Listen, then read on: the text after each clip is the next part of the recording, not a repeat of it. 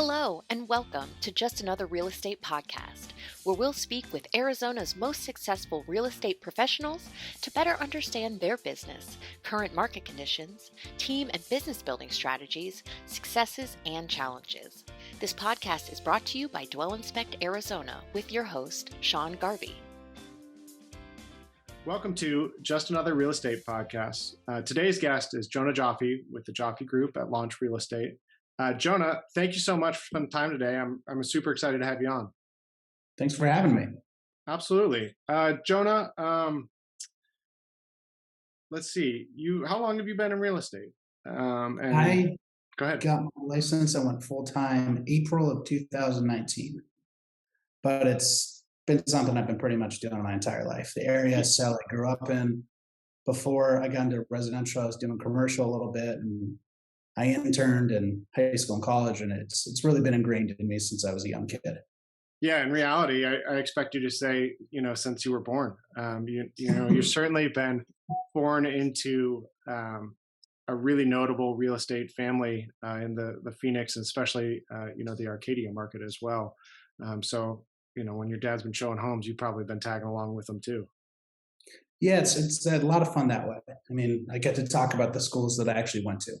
Yeah. When we're selling houses to people and they ask me questions, I'm not just saying things, it's coming from personal experience, and it's a neighborhood and an area that I love and I live in now with my wife, and it's been really good. Yeah. I mean, you guys aren't specifically niched into that area. You definitely do travel the entire Phoenix market. But I mean, I would have to say that Arcadia seems to be your true passion through the greater Phoenix area. Yeah, I would say the areas that we really hit on as a group are the Biltmore, Arcadia, and Paradise Valley. Arcadia, including the Arcadia Light area. But my dad has been selling Arcadia for 35 years. So that really is our bread and butter. I mean, he sold like one of the original homes for $1 million, the first house for $1 million, which now seems like a crazy thought. But at the time, it's like $1 million. And yeah. I mean, they bought their first house in Arcadia, I believe, for just under $250,000, something like that. That's crazy. Yeah. Oh, it's certainly seen a lot in this neighborhood. What was the moment though that you knew that you wanted to get in, and then what's the moment kind of that you knew that you wanted to join on with your dad's team? So I think I always had a pretty good idea that this is what I wanted to do. I touched on it earlier, but it's the area I grew up in, and it's just something that I've loved, and I always knew I was going to be in sales. Before I went full time, I was actually selling tickets for the Phoenix Suns. Oh wow! At that time, we won 11 games, so a little bit tougher of a job than the last few years. But I was really enjoying that, and unfortunately, there was a team member of ours. His name was Bob Bullock, who I know you, Sean, who was diagnosed with cancer. And when I was going to come over to the Joffe Group, it was always going to be, all right, there's a purpose for this. It's not, there's going to be an opening, or it's going to be a time that makes sense. And they called me in the middle of work one day and said, hey, there's something we need to talk to you about. Bob is going to have to go into treatment. We either need to hire someone or we're ready to roll. And I left lunch, walked into my boss's office and said, I appreciate everything you've done. I've really enjoyed this job, but it's time to go to work. Interesting. And it was a no-brainer. Now that's interesting. That's a little backstory that I never knew on that respect, but it wasn't just Jonah, get out of college. All right, we're going to start real estate. It was when the opportunity creates itself, you're going to have to make a decision whether or not you want to join the team. But there's not just a job waiting for you at the moment. Well, I feel very fortunate that I walked into an incredibly well-built brand. Mm-hmm. So when I joined, I wanted to make sure I was bringing true value. And you're right, when you graduate college, there's times where you just don't have that same value. So I did an internship in commercial real estate, and then I went and got my butt kicked selling tickets for the Suns, working 100-hour weeks. And then we're like, all right, I felt at that time I was ready for it. And it really has been a pretty smooth transition. It's been wonderful. selling a product that people actually enjoy or are excited about versus at the time trying to sell tickets, trying to convince people to buy tickets to a team that was at the bottom of the league it's very different. So, I remember a time too. I'm a little bit older than you, but going to Veteran Memorial Coliseum, and you used to be able to go to the Suns game, and then there would be nobody in the upper deck, and you could run up and down the steps and basically choose any seat that you wanted in the upper deck. And fortunately, the Suns have been better than that, but it does sound like a challenge through those drier years, shall we say? yeah, but it was fun. I mean, it taught me a lot, and I think Yeah, those skills translated to real estate without a doubt. yeah, absolutely. I would say that you're probably a smarter man than I at that point, where you recognize the opportunity that you had. I personally had a father that was an entrepreneur and successful in his field too, and I chose to go in a different path because that wasn't for me at the time. And there are times that I've looked back and not necessarily regret because we're carving out our own path, but it probably would have been a path of least resistance. And so I commend you on recognizing the opportunity that you had on you. I think that's an interesting. Sorry to cut you No, off no, there. please jump in. It's an interesting point you make because that something about real estate that I find specifically enjoyable is that there isn't. Yes, there's a brand that built that has been incredibly helpful to my business. Mhm. With that being said, there's not really anything. It's not something you hand down. It's not like that. In real estate, you're only as good as the deals you bring to the table, and only True. as good as the stuff you provide. So that to me was especially enticing that I really could carve out my own lane. And I was Yeah. like, this is an advantage. This is going to help, but you got to go to work. It's not just like things are going to fall into your lap. And it was really important to me to have that because I do have a passion for sales and real estate. There's plenty of ups and downs in it. So it's an interesting point you brought up. So what does it look like? What are some activities that you partake in that helps you to carve out some uniqueness within the brand that you've created? Because you're right. Just because you have the team name in front of you doesn't mean that you have a full pipeline of people knocking down the door looking to buy. Because everybody's always continuing to work. Yeah. I try to do a lot of volunteering, so Hmm. that has helped. I'm a part of a charity group that's definitely been a benefit. Right. It's helping the community, but it's also networking. So I do as much as I can in terms of the networking opportunities. I think the biggest thing was it's open houses, it's finding ways to market it, it's taking advantage of all the different opportunities you can find and understanding that there's certain things that have been done that work for the group, but that stuff's already in place. So it's like, what are Right. you going to do? Where are you going to find different opportunities? So I think it's like, I'll tell you a good area is like the Arcadia Light area, that Biltmore area. There hasn't been a ton of marketing over there. And that was an area that I go, okay, so this is where I live. This is where I understand this area. This is how, these are the people I need to talk to. Yeah. So it's going Biltmore tour. It's things like that. So did you take and apply some of the same methodologies that has created the success in Arcadia and then ship them over to those other areas of opportunity? Absolutely. And I Yeah. really do think besides that, the biggest tool has been networking and meeting people at volunteer events. Yeah. And are you, certainly probably the largest marketing push right now is to use social media in the real estate or the realtors arsenal. Are you heavy in social media? Is your group heavy in social media? It's a very good question. Yeah. It's not a comfortable thing for many people. Yeah. I'll be the first person to admit that I find it quite uncomfortable at times. And I don't know what about it is, but I think that's how a lot of people feel. So it's something that my business coach and I talk about a lot. And Mm. I would say that I am much heavier than I was at one point, and I'm continuing to post more and more content because there's no question that's the future. Right. It is. But I think and I have conversations with agents and a lot of people that there's a way to be genuine about it and a way to post the right content without coming off as cheesy. So I think that's sort of the mix. I don't know. that's a long way to say I'm working on it. Yeah. I try to post. I post a decent amount, but I could definitely post more. Well, it's easy to overshare, and it's also easy for some people to not do it. And so I think it's interesting that you're intentional about that, Yeah. and trying to get better, whatever that looks like for you. Um, From a without group glossing over the. standpoint, Oh, sorry, we don't do a ton of it. you don't. And meaning that it's just different, when this group got into the business, that wasn't a thing. There's no question that the younger generation knows how to work these apps easier and the social media networks. That's just part of it.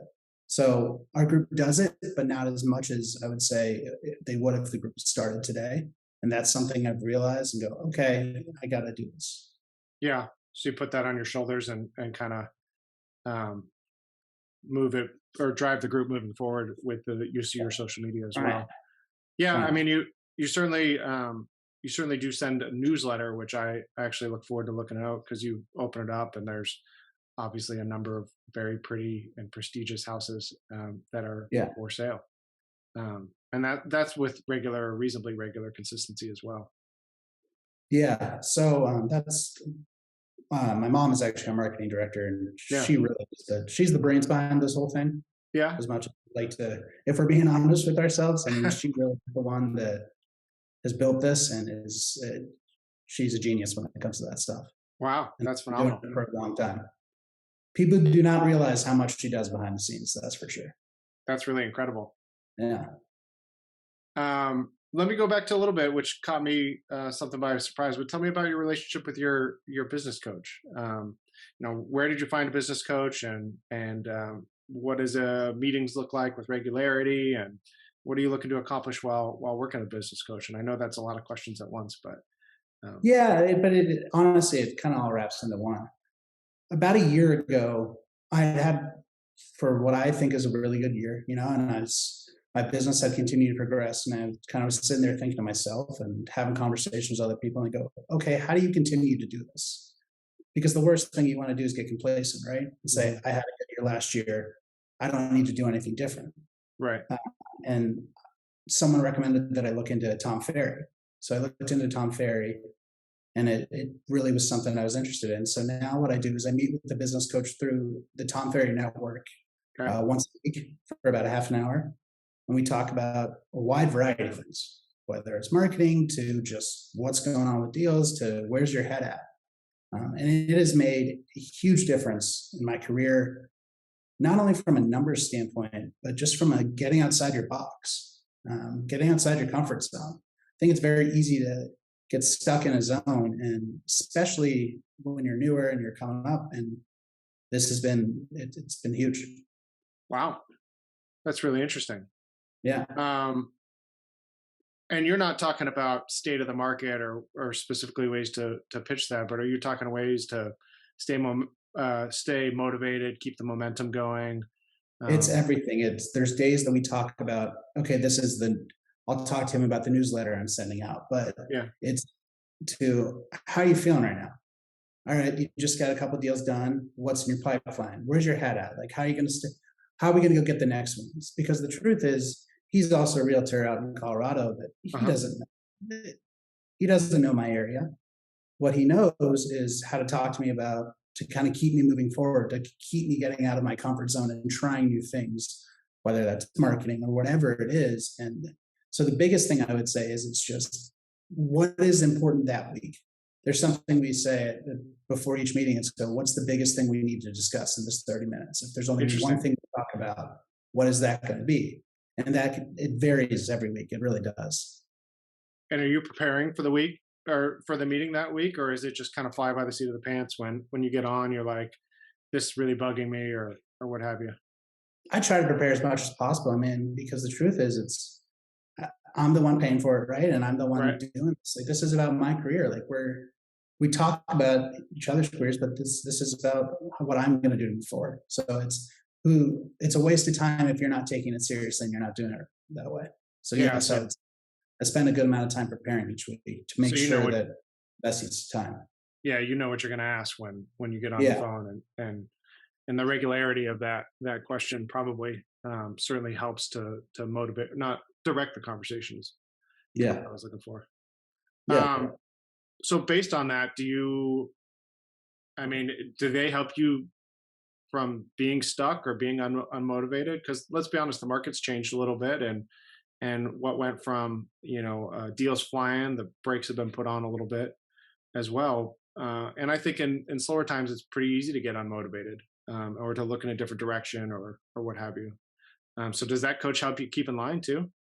Yeah, there's no question. I mean, the market, it went pretty much overnight from I'm giving up my firstborn child to get this house to now you got to go to work. And I Yeah, think one that's been really helpful with the business coach and the other realtors I talk to is this is when you show why you're good at your job. right. Because the interest rates are up and the market shifted a little bit, but our market's not going anywhere. And it's Yeah, not like seeing crazy massive price reductions unless houses were grossly overpriced. I mean, this is just when it's time to show how you know what you're doing. And when you had at one point almost 4 times the amount of realtors that there were houses on the market, what's bound to happen? Yeah, 4 times the amount of realtors yeah, in the state there were houses on the market. You're bound to have some agents that aren't, whether they're not making money or they choose a different career path. And I think it's how do you stay motivated and how do you be the ones that stick around and continue to do business. And one thing that's been helpful talking to the coach, but just not only my attitude about it is now it's time to go to work. Now's the fun part because you get yeah. to show what differentiates you and why you're good at what you do. Hmm. I mean, that makes sense. The negotiations back on the table, the creativity of deals, structure outside of giving everything away is kind of back on the table. Seeing where trends are moving is kind of back on the table too. Where 6 months ago it was stand in line and put a number in, right? I mean, basically. It was pretty wild. But you're supposed to be able to go home and have a conversation with your husband or wife and your kids and say, does this house make sense? Are Yeah, we making the right move? I mean, that's what healthy is. Let's yeah, discuss a life altering event and let's make sure we're making the right decision. So I totally. actually like what's happened. Yeah, But there's no question that it's easy to get stuck in a rut, especially when it's a lot of agents haven't had the experience of not that market. right. So that's kind of how you get in that rut. And I think that just keeping yourself honest and understanding that. What do you see as the next path for the market? I mean, we're starting to trend down, and we're entering into a little bit past the beginning of Q4, and we're heading into the holidays. Yeah. With your crystal ball as you're looking at it, what do you expect something to Yeah. happen for the next few months? I think that we're actually coming into our peak season. So I feel really good about where the Arizona market's going to go. We're still, I mean, Maricopa County has been the fastest growing county in the country for quite a few years now. So there just isn't enough inventory to match, I'm sorry, those people that are coming here. So Hmm. I feel good about it. What I think is going to happen is October's already been busier than previous months. Hmm. So it picked up, and I think it's going to continue to pick up through November. The holidays will slow down a little bit as they usually do, Thanksgiving, Christmas, Hanukkah, all that stuff. It's just kind of normal. But once January hits, I think we're going to be right back in it. We've got the Super Bowl coming here. Again, there's waste management. I mean, those are two huge events, and it's a very desirable place to live. Agreed. You have a ton of people, and there's a ton of people that didn't find the house, that either stopped putting in offers because they were competing with 25 other people, or just didn't find that right house. So those people are there. And with interest rates rising, it's going to cause more people to sell, I think, because they don't want to totally miss out. So I think our market's actually in a really good spot, and I feel good about it. Interesting. You're not the first person in this span of about a week that have said or reiterated basically exactly what you said in there. So I think Yeah. that's pretty interesting and confirming. Um, Important to look at it from a historical point. Like, there's people that had their first ever interest rate at 2.6%. It's not normal. no, it's not. It's not. It's not always going to be like that.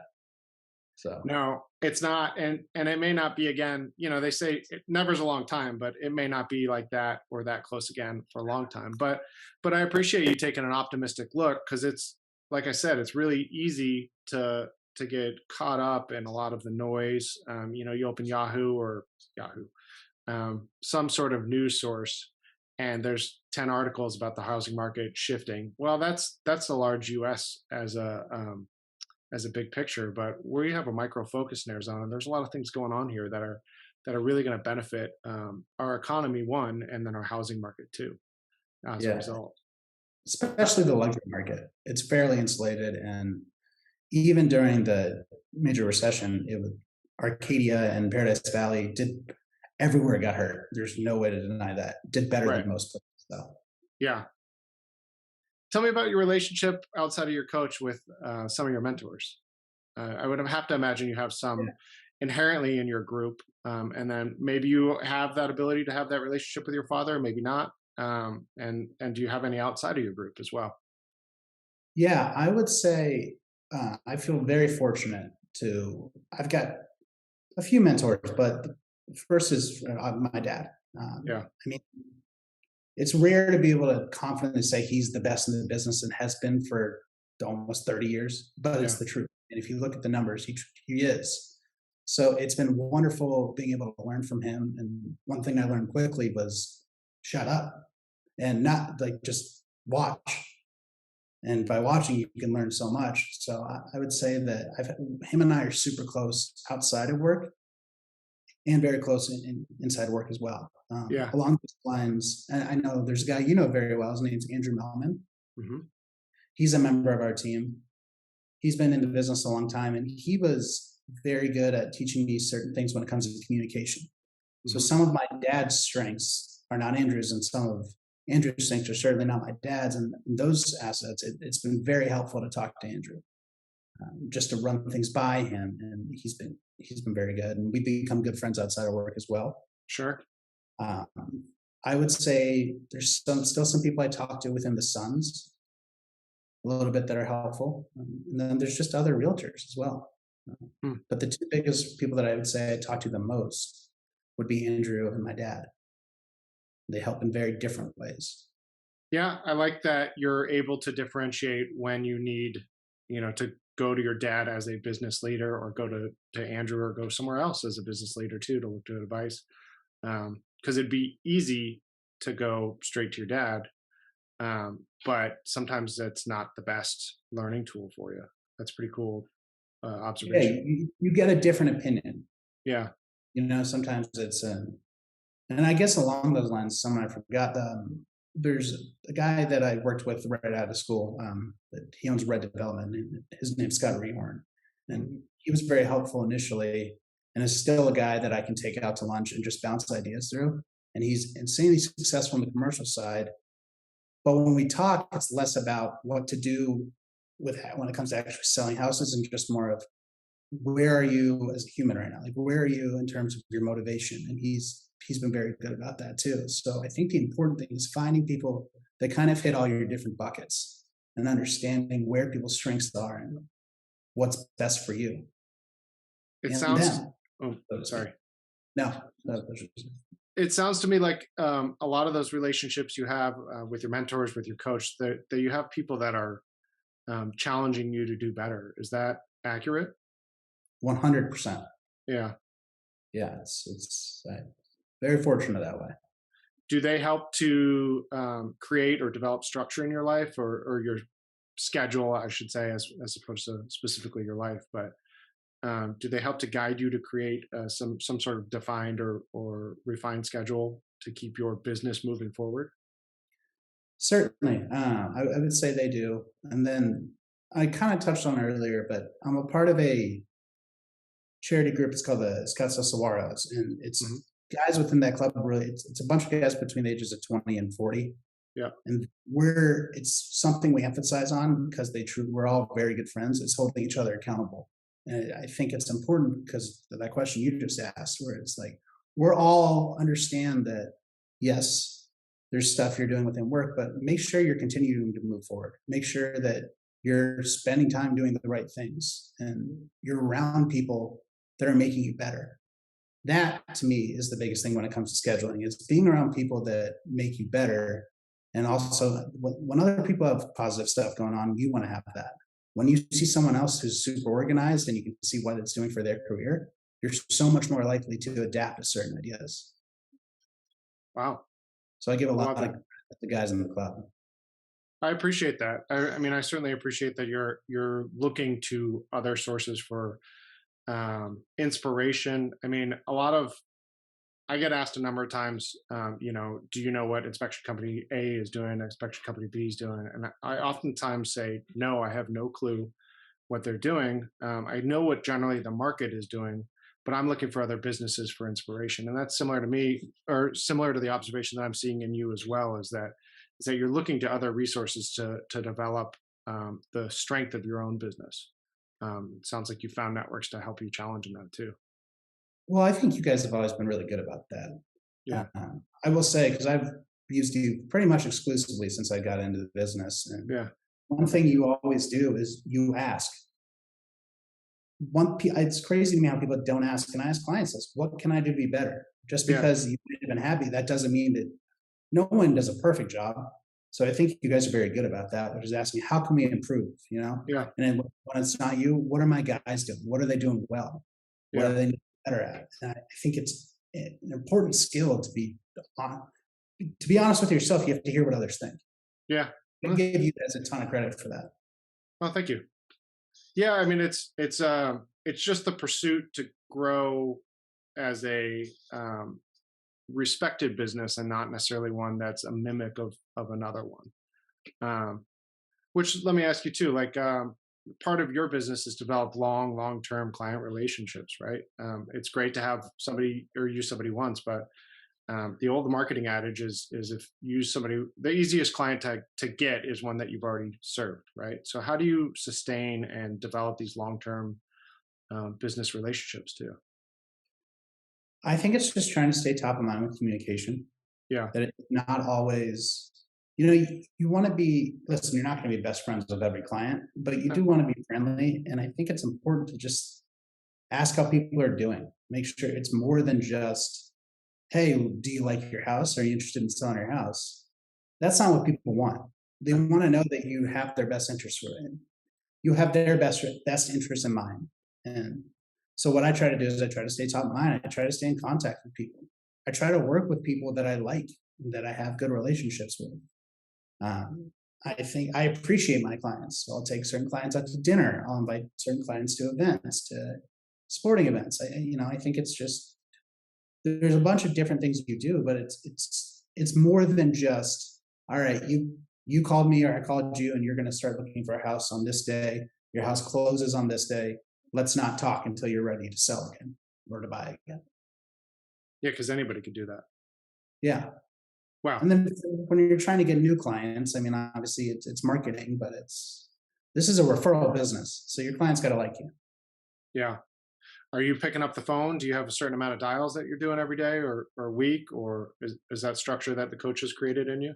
Yeah, I have a CRM, and it just sort of that reminds me of certain people to call, anniversaries of things, of whether their house is sold or just stuff like that. But a lot of it is I try to be pretty diligent about it and understand, make myself remember. Yeah. CRM has been, there's no question, the CRM's huge. Yeah. I mean, it's kind of the old school technique, right? To pick up the phone and call, but in reality, it's probably the most impactful. I mean, we discussed social media a little bit, and sure, that's the future. But well, quite honestly, I probably follow 2,000 real estate agents, and I could see that most of them are kind of doing the same thing on social media. So a differentiation or a point of differentiation would easily be to send a text, but better to pick up the phone and call. Or answer your phone. Yeah, or answer your phone. Yeah. What are some other things that you do? Do you have like a morning routine that you follow to keep you motivated and get you out and about in the day, and that way you're making the most of your time? Yeah. I mean, I try to. I can't say it's 100% in tech. I think we all try to, but yeah, I mean, I try to wake up fairly early. That's probably my favorite time in the morning, honestly, is that sort of, I'll take my dog for a walk, check some fantasy football, get the day going, try to get a little workout in, and then get the day going business wise. But I found that it's really important to have something besides work that you're doing in the morning. Yeah, I would Something, yeah. certainly agree. I mean, you have plenty of time. You have 8 to 10 to 12 hours to think about work as you're getting on your day, and to have that little bit of moment of peace can certainly um, add a lot of clarity to the rest of your day, in my opinion. Especially when you're in an industry like real estate where your busiest days are Saturday and Sunday. Yeah, So the phone never, there's really never, all right, I'm like, I did just go out of town for the weekend, but I mean, those are the rare opportunities where you're like, hey, and you're still answering the phone. I mean, but you have to. yeah, You are always on the clock. People, when someone wants to see a house, you got to be prepared. That's something I learned very quickly and was told. And I think in an industry like that, when you truly work 7 days a week, every day of the year, you have to be prepared and find other things that make you happy. yeah. That's interesting. Well, the nice thing about being, relatively uh, free entrepreneur, let's not say free because you do have to go show the house, but if you needed to take a Monday afternoon off or a Sure. Monday morning off and you can push some things around on your schedule, then you have the ability to create that. Um, which is pretty cool. It's kind of nice to be able to have a little bit of that freedom during the middle of the week when the rest of the world is off on the weekend and you're working on the I weekend. love my job because of that. I mean, that Yeah, I think it's the greatest job in the world, and a lot of it has to do with creating your own schedule. So there's yeah. certainly pros to it. Um, are there any book recommendations that you have that kind of also help you to fall in line and not fall in line? That's not right, but help you to grow. How should I say that? I'm looking for book recommendations. Oh So I yeah, don't know if you have any. Yeah. When I read, I listen to audiobooks and I listen to a yeah. lot of like um, action and like spy books, but I have Interesting. not done a ton of, I don't even know, I guess business, because it's not self-help, it's business books. And I haven't dipped into that realm yet, but it's something that I know I would like to. So, well, then that just piqued my interest. So when I left Hawaii and then lived in Seattle for a year, and I was unemployed for the first um, 4 or 5 months that we lived in Seattle, and we only lived there a year. And I was looking to do kind of a major career change, and I was doing some self discovery, to be honest.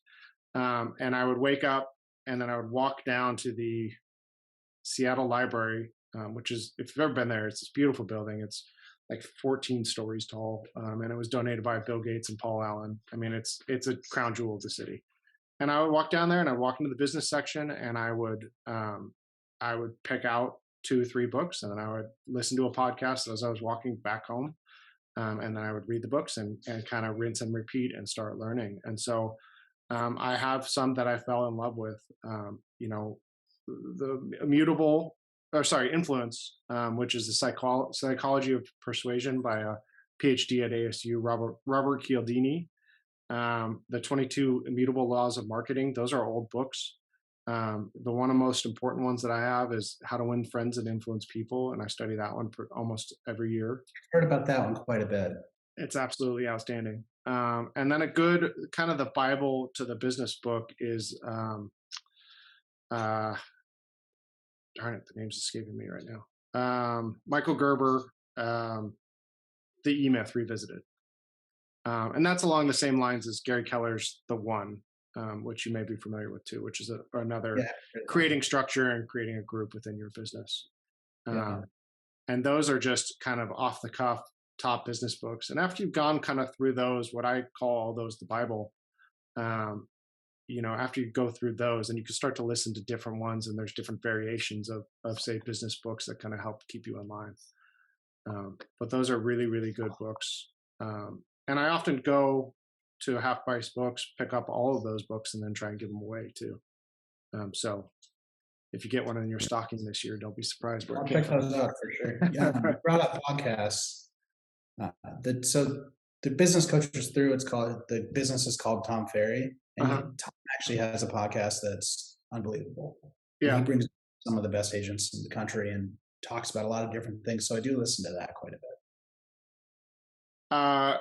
That's as you're driving around, as you're kind of getting a little workout in? Yeah. Just whatever. It's interesting. I was talking to a buddy about this the other day, that I don't feel like I listen to music in the car as much anymore.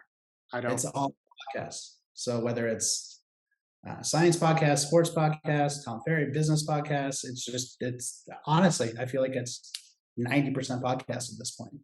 See, that's interesting that you brought that up, because I thought I was just getting old and out of touch with new and modern music. And like, you hear these artists and I'm like, who is that?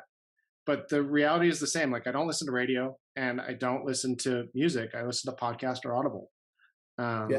And most of the podcasts are not specifically industry driven, but how businesses are built. And there's one that's a great one, which is the Tommy Mello, the A1 Garage Door, and talks about his development of a business through a service industry into they're like $150 million a year garage door business at the moment. It's pretty wild. Yeah, podcasts have become a very cool, with the way some of these were built. There's a whole lot to learn. Yeah, it's pretty interesting too, because you always feel like you know the person, and I wonder if you actually met them and you'd have to differentiate. Like, I actually don't know this person; they're just in my ear. I just listen to you twice a week, and they can become. So if you ever met Tom Ferry, you'd have to draw that line, be like, I know you, but you don't know me yet. I just had that. I met him for the first time at one of his events, and it was just pretty funny. Have you gone to it? Talk a lot, yeah. So I went to one. They actually had one in Arizona a couple of weeks back that I went to. That was cool. Tell me about that experience. There's a lot of people there, and you leave there with new ideas, feeling like motivated. 700. It was down by the Coyote Stadium in Glendale. It's called Brent, and it was basically just going over a lot of different things. But it was 2 days of discussing everything from your 20-year plan, your 10-year plan, to what do you need? What are people doing today that's different? How are you going to differentiate yourself? How are you going to continue to strive to be better? That is the biggest thing I picked up. And it's, no matter where you are, I always feel like it's the people that are truly good at what they do are continually striving to be better. Yeah. That's good advice. It's always interchanging, right? I mean, it's your world changes, whether it's personal, whether it's business, things are changing, and it's adapting to it. One thing I heard someone talk about that I thought was super interesting was, you hear a lot of people discuss, all right, when business is down, I put a journal together, or I start writing, what am I doing now? Right. But you don't hear a ton of people talking about when things are going really well, what am I doing today? So that's something I've been trying to do, and I thought was an interesting point is, all right, so if you write when things are going well, and then when you're in that down period, look at what you wrote 6 months ago. What were you doing then that maybe you're not doing now? That's pretty interesting. Yeah. I think the reality of that too is that people forget that, at least specifically in our business, the marketing that we're doing today will pay off in 3 months, 3-4 months, something like that. And it's probably similar in your business, unless you catch a deal here and there, but the marketing that you're doing pays into the future.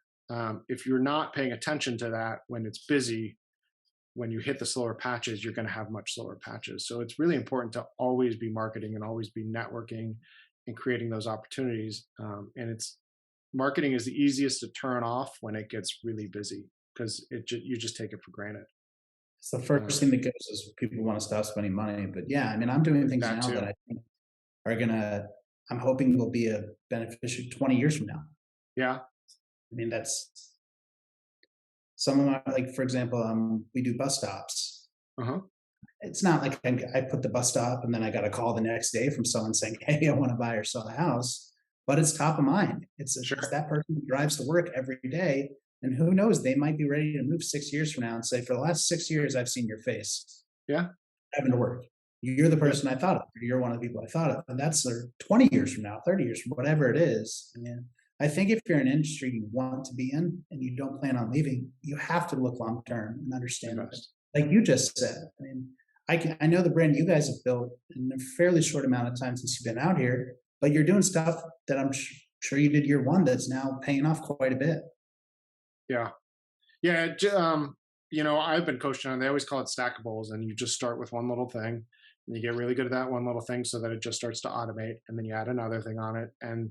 I often say that we don't do much marketing, but in the reality that from start to finish, a lot of the stuff that we do is differentiating marketing.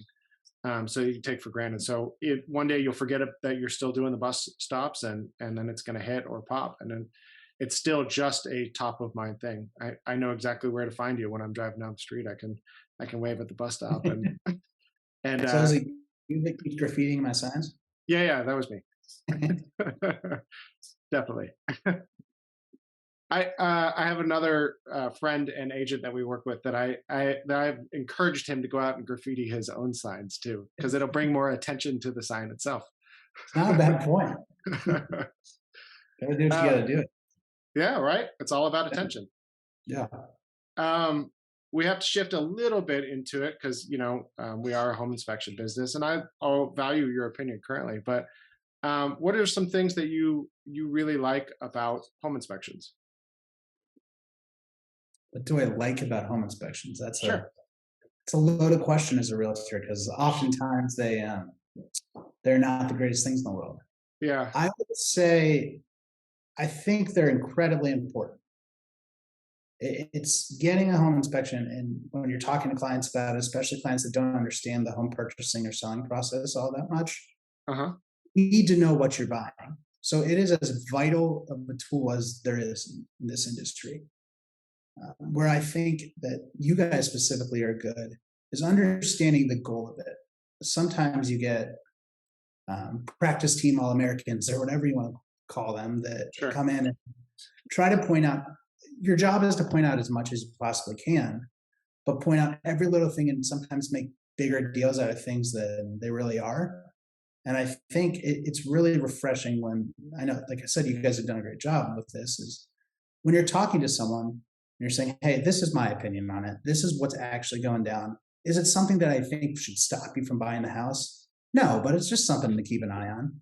There's no Right. reason you can't here now." And on the other end, we've had clients where it's like, "Hey, this is a really big deal."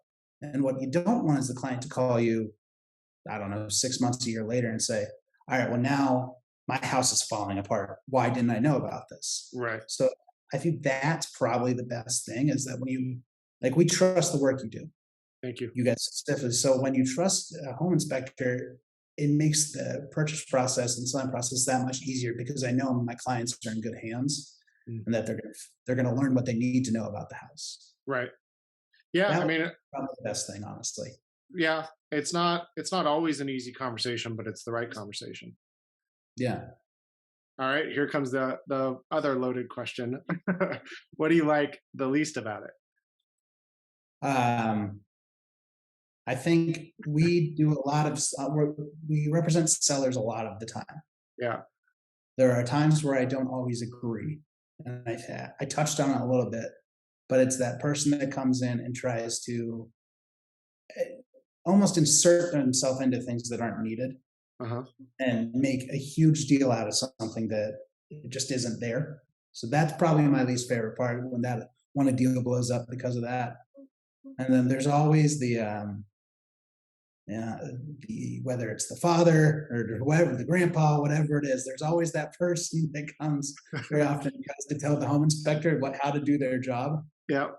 I was at an inspection a couple months ago where they got into an argument and the inspector was like, "I appreciate what you're saying. You're paying me for a reason.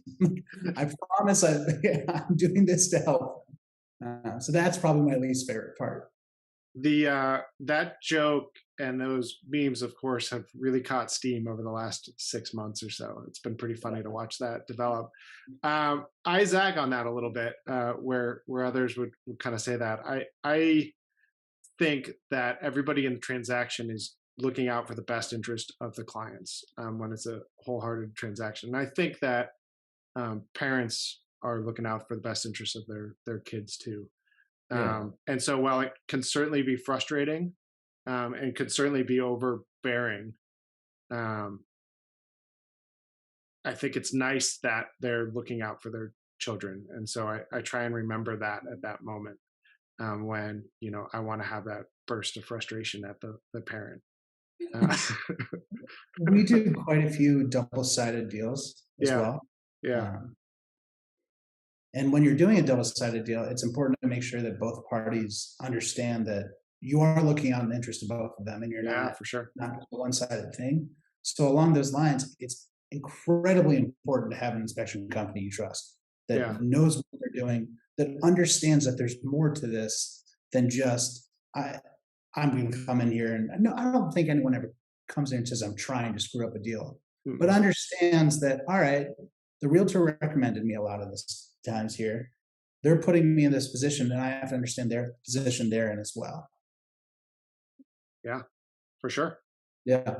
I mean, there's a lot of it's a highly emotive moment in the transaction, and we try and present the information and allow people the opportunity to correct it, if that makes sense. Like, just because a roof's gone doesn't mean that it's a bad house. And if you tell somebody, the roof shot, it's got to be replaced, yada yada yada, that might be true, but it shouldn't specifically kill the deal because maybe the seller's willing to replace the roof, or maybe, who knows, You and I maybe. talk about the sliding doors all the time. Yeah, the barn doors. There's supposed to be that piece of wood behind the metal on this when you actually drill it in. Yeah. And that is my least favorite part about home inspection. No houses have them, and it's always an item, and they're like, "What is this?" And like, it's not a big deal. It's not. There's a piece of wood, but you guys are good about that. I hate to tell you, but I saw one yesterday and I thought of you. And there were two barn doors, and one had it, one didn't. Drives me crazy. Well, I appreciate your candidness in this, and I certainly want to be respectful of your time. So I appreciate you spending time with me talking about you and your business and how it's developed. I'm without question impressed how you've gone past the specifically the relationship and mentorship of your dad and seeked out further education within the industry and within your community to continue to grow your business so that it can stand on its own. Because I think that's really important for longevity, and I think that's really important for success. So I wanted to congratulate you in that. Appreciate that. Yeah, it's cool. Outside of the bus stops that we're going to graffiti later this afternoon, where can people find you? Social media. So Instagram, you can find us at our Instagram handles are the Joffe Group, and then mine is just Jonah_Joffe. You'll find me on TikTok, Twitter, so Instagram, Facebook, all over. Try to do mailers. So hopefully a few of these people will be getting a postcard sometime soon. Yeah. Recognizing from the podcast.